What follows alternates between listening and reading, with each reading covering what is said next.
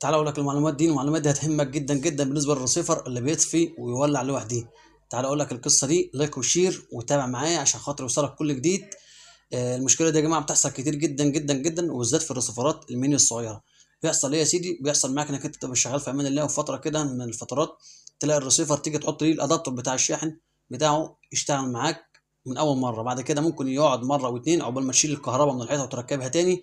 وده بيحصل كتير جدا، مره يجيب معاك قنوات، مره ما يجيبش معاك قنوات، مره يجيب لك لا توجد اشاره لا توجد خدمه، مره ينور ويطفي ويشتغل تاني. دي المشكله ايه يا طه؟ المشكله عندك يا سيدي دلوقتي في الشاحن، في الادابتور بتاعه اللي هو 12 امبير، 12 فولت 1 امبير او 2 امبير، مش مشكله عادي. اهم حاجه يكون 12 فولت 2 امبير او 1 امبير، هي العمليه. طيب المشكله في ايه؟ المشكله زي ما قلت لك دلوقتي في الشاحن دي، تبقى اكتر حاجه واكتر حاجه بتقابلنا دايما في الصيانه عندنا، هي بتبقى البدايه دي.